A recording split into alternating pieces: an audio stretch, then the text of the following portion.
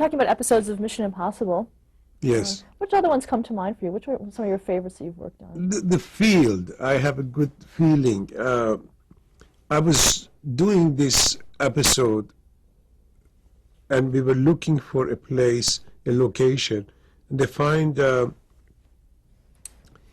in Port of Los Angeles, San Pedro, there is this huge place that was in World War II. They used it to, there is a huge cannon. So when if the enemy comes, they can shoot it on the ocean. And so we used that area. And at the time, we were expecting a baby. And I asked Bruce, I asked Bruce to please, let somebody else do it, because he executive producer.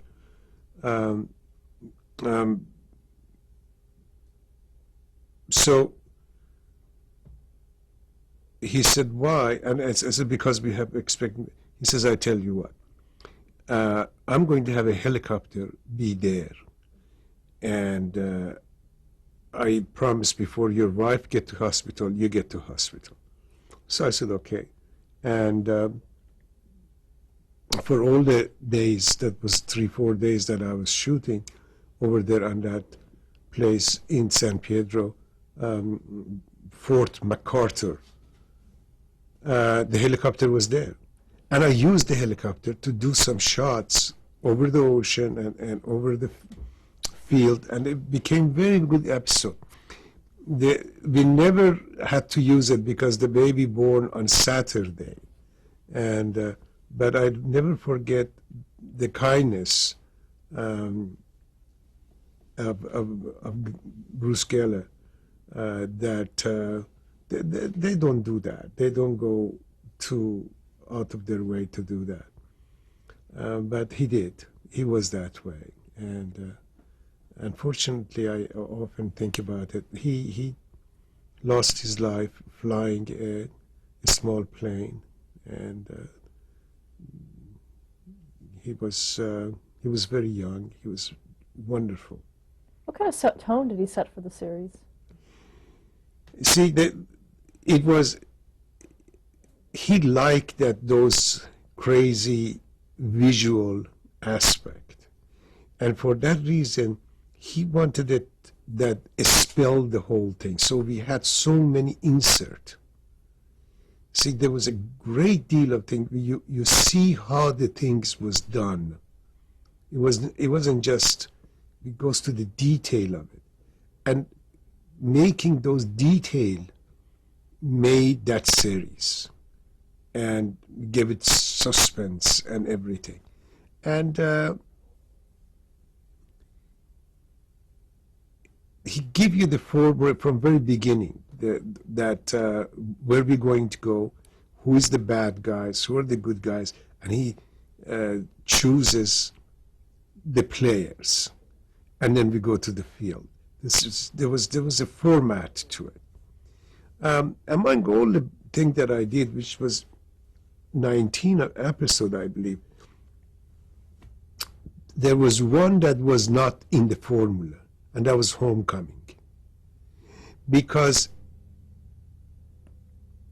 we never dealt in Mission who these people that we have, who's their wives, or if they have a wife, who's their son or father. We never did.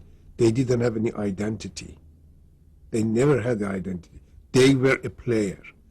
They were an agent. They come and do it, and they have to, if they get caught, the agency would deny them knowing you. So you were just an individual. But in Homecoming, we broke that. He was going home to see his family, and that was, I mean, they didn't know how that happened. But when that was aired, we realized the amount of the letter that we got and call that we got, we broke something that shouldn't be broken. What kind of response did you get? Oh, how about Paris, the other person? Who's his? If you're going to open that, let's open it for all of them. You know, that was the whole thing. And we didn't want to. The three-parter Falcon, that was the most troublesome of all of them, and yet that was the most fun. It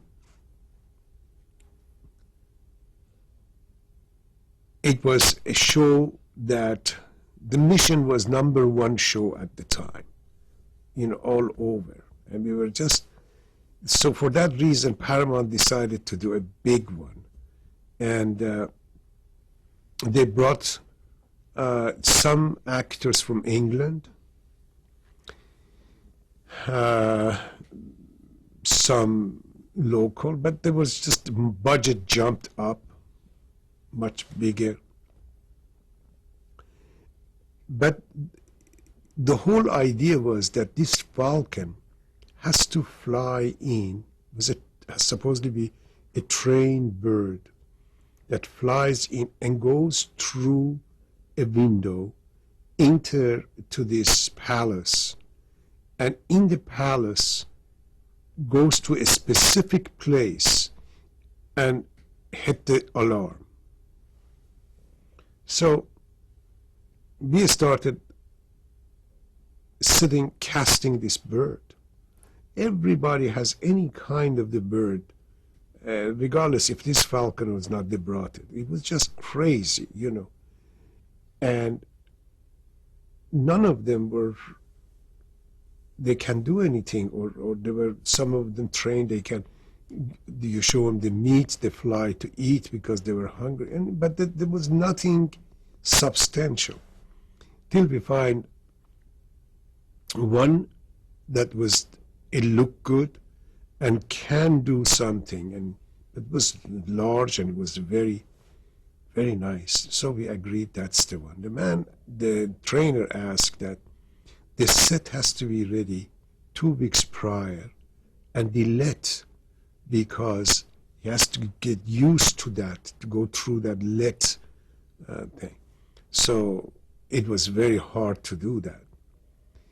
They started doing all of that, fixing that, and it was a budget problem, but they managed. And he trained and trained and trained and trained. And the day arrived, we went to this retreat building in Malibu. This fabulous building is burned now. The entire army is standing over there, gorgeous.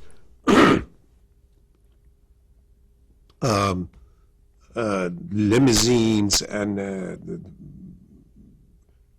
the uniforms, and then they arrive, and Leonard Nimoy comes out with the bird on his arm.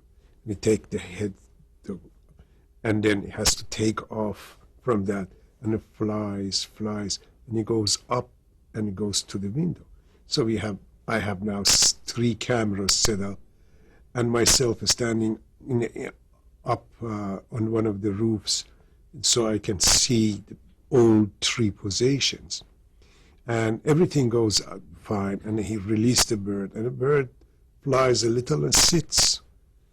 So then, second, third, now I'm in the 8th shot, and I'm getting a little upset, and I said, what's going on? They said, boss, the guy says, boss, there's not enough wind for him to take off. I said, is that a bird or is it a kite? So he got very upset. He took his bird and he wanted to go home after 2 weeks of the preparation. So we said, no, and they went and talked to him, and finally he says, okay. He came back, and this time he gave the bird a whoosh, and by the time he says, I have to make noise, by the time he's about to go to sit, he make the shot with the revolver start, and so the bird take off and flew up But instead going to window, he went away. And he never came back. Went forever. And he was so upset and started yelling after the bird. So now we don't have a bird. Now we have to shoot around it. And we get to other birds. And finally we find a Shaheen, which is a Persian, beautiful falcon. It doesn't do anything. It's just sitting over there like a prince, poses for the close-up. And we got one that they painted it to look like that. And it was just miserable, but it does everything you want to. He's always hungry. He does fly the direction. So we did it with those two birds, and we had a stunt bird. And it was, I mean, everything was just like that. Goes on and on and on with those birds. But falcon ended up to be, another memory that I have is in the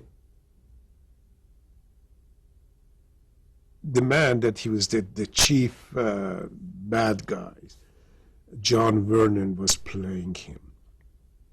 And John wanted to marry this princess. And the brother of the princess is the crazy man with the room full of clocks. And Noah was playing that part, Harrison. Noah Harrison was playing that part. So when they come down to get married, by the way, that set was another story, because when we were wanted to shoot, it was to make this castle, inside of this castle. It was very hard. We didn't have that big a budget. They just finished the doing in clear day. And I went and begged, gave us that set. Says, no, that's a feature, is not released yet. So we ordered, change the color, change this, change that, change it. We do it. They accepted it. So we did that, and now we're using in clear day set. And they coming down the stairs, and it's beautiful. And I had a camera on a crane, another camera here, and it's a wedding scene. And when they come, and cool diplomatic sitting, the guard is standing, is a dress extras, about 100 sitting in a wonderful set. It is so gorgeous. And then coming down with the in front, and they're standing over there for wedding, and the priestess started wedding. The brothers, Noah sees the little gun that she carries in her flower, and she's about killing herself. And he just runs to get it. Says she has a gun, and they're running over there. Everybody holds it, and the gun goes out, and then Noah falls down. And that's the moment. We did about 8 takes. Now, the 8th take is going so beautiful, and it's almost midnight on Friday night. I mean, we've been shooting all day. Now, the head of the studio standing by, the unit production manager, executive producers, everybody standing by and says, just finish it, just finish it. So now everything is working so good till it says, gun. She has a gun, and they run, and his name's George. So the gun goes out, and Noah falls. And John Vernon runs over there, pick him up, says, George. And it's just a moment. The army running, and people, all of a sudden, in the top of the set, there is an electrician sits over there. He was asleep. He was, I'm awake. In the middle of the take, it's George, I'm awake. And everybody started looking up. I never forget that moment. But we used it. We used till that moment, But we picked it up from there, and we finished it. But those were wonderful moments in that show. There was a mission. It was so new in its own time. It was that we had audience wherever they showed it. That was #1 show in Iran. And to this day, I'm known as a kind of the, in parentheses, Reza Badi. Either they say soccer player or they said Mission Impossible. Those are my, identity. Yes. Let's move on to Hawaii Five-O. We talked about the opening titles, but you also directed many of the episodes. Many. Yes.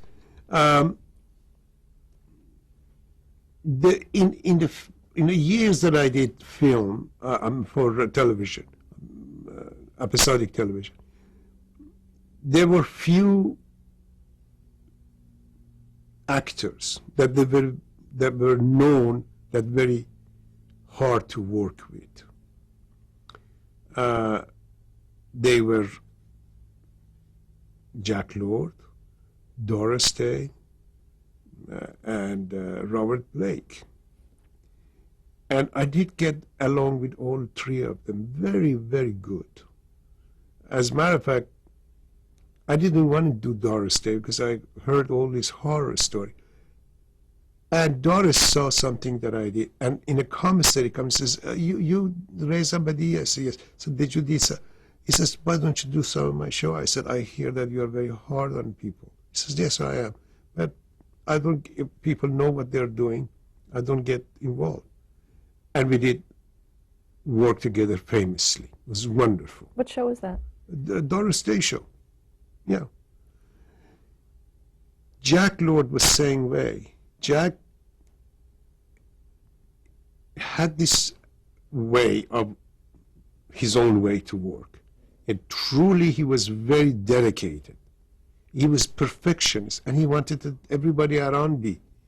And I realized with these people what make him tick, what is driven them to be what they are. And so you find yourself, don't be on their way. Allow them to be, and you can get the best from. I got best from Bobby Blake in all the Berettas that I worked with him. Joe Dancer, then Of Mice and Men. It was wonderful to work with people. And Jack used to go to bed at 8:30 at night. He never worked after sundown, and he goes home and goes to bed, study and goes to bed. He wake up 4 o'clock in the morning, and he comes to a studio at 5. Take him a couple of hours for makeup and hair, but in his studies, when he's on the set, he knew everything, and he wanted. So often he called you 4 o'clock in the morning when you wake up. He called you, and I understood why. I didn't get upset that he woke me up or something. You gear yourself with that kind of thing. Freddie Baum, the producer, he says he's hyphenate. I said, what? He says, I'm producer Rooster, because I get up by him 4 o'clock every morning. It was, but Jack was really, really dedicated and very good to work with, from that standpoint. But he was very, he was asking to firing people out of the set and says, leave my island today. I want you on a plane today.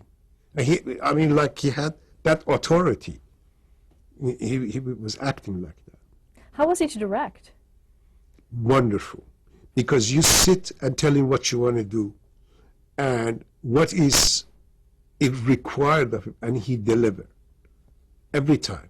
However, I have to tell you, once I was on a set, we were on the yacht, and there was this young girl that had an emotional scene, and it was quite just 2.5, 3-page scene, but it was a very well done scene, and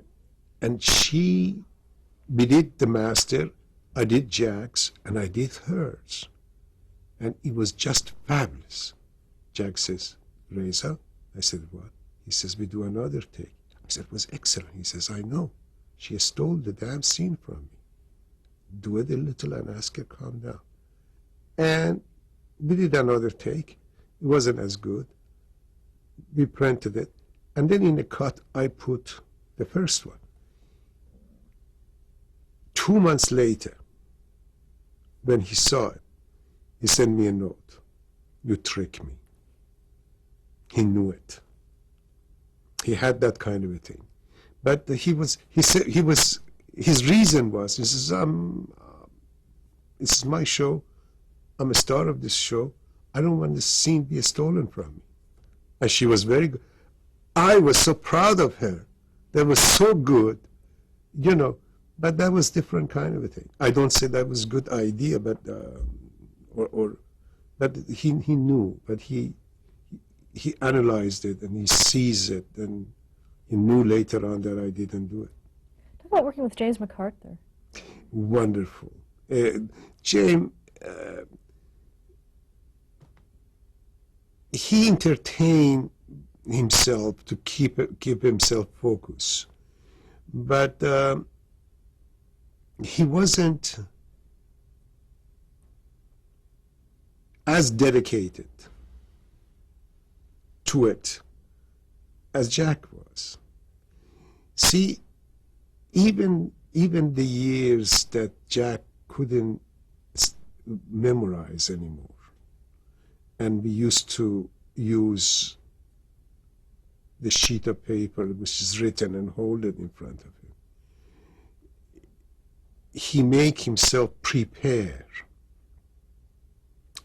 by just give him a minute before we roll the camera, physically get himself to it. And it wasn't like that with McArthur.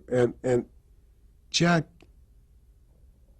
when he stopped doing it, because he even couldn't see anymore, that was, he didn't want to do it anymore. If he could read it, he would do it. And that was why. Later on, after the Hawaii Five-0 was gone, I worked with Jim McArthur again. I brought him to Florida to do a Superboy, and he was wonderful. Do you have a favorite episode of Hawaii Five-0 that you directed? Yes. East Wind, Ill Wind. It was beautifully written. I enjoyed doing that very, very much. There was quite few I did that they were, but this particular one was.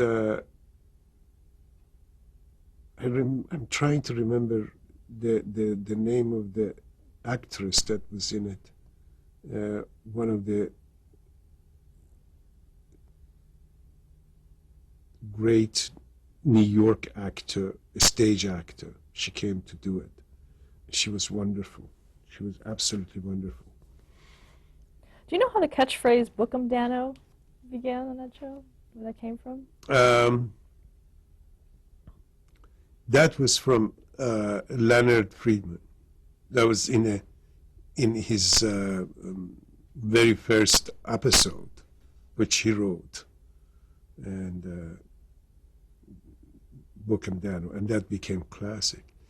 There was sometimes these kind of phrases comes even sometimes not in a script, like in Get Smart. Do you believe came from he was doing that when he was doing Bill Dana show.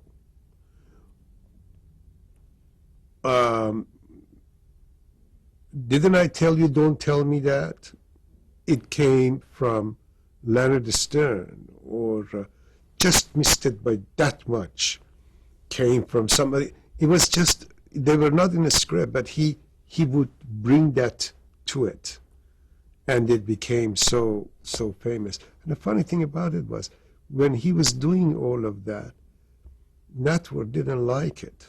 This is what's those things. And at that time was the moonwalk, and in one of the reports that they were giving you know, and they use that, you know, do you believe? And it becomes instantly, you know, everybody was listening to that. And the networks call back and says, don't change anything, you know. Let's talk about your work on Mannix. Yes, Mannix was very good to work with. It was a formula show. Wonderful. This was same, very much like Mission, very much like Mission. As a matter of fact, was under same kind of the executive producer. Bruce was executive in both of them, and Paramount, and the two producers were wonderful, Ben Roberts and Ivan Gar. And Mike was such a lovely man to work with. He was easygoing. The set was very good, and we did quite wonderful shows on that. But when I think about that era, I see myself much more doing Mission than Mannix. I was really very involved more with the Mission Impossible. And then later on the Paramount lot, we did different shows like a Magician and so forth. But I always missed that magic that was done by Mission Impossible. Did you have a visual style at that time? Was there a... That was so I was close to my heart because I was visual man, and the show it needed that, and it grabbed. That was why I was grabbed and was put in position. Anything you want to do, okay. It was one of those kind of things. You know, go think about what you like to do wild. You can do it there. You know, all those rack focuses, all those things that becomes later on very well known.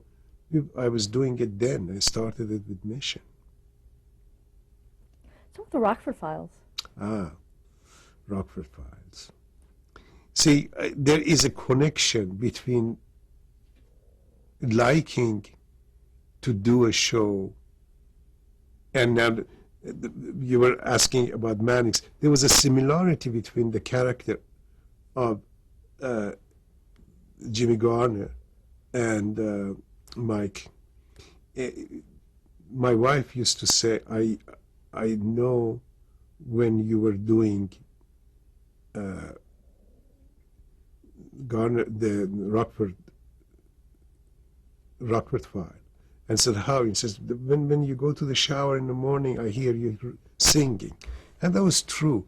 He used to create such a wonderful set. Actually, let's stop there to change the tape.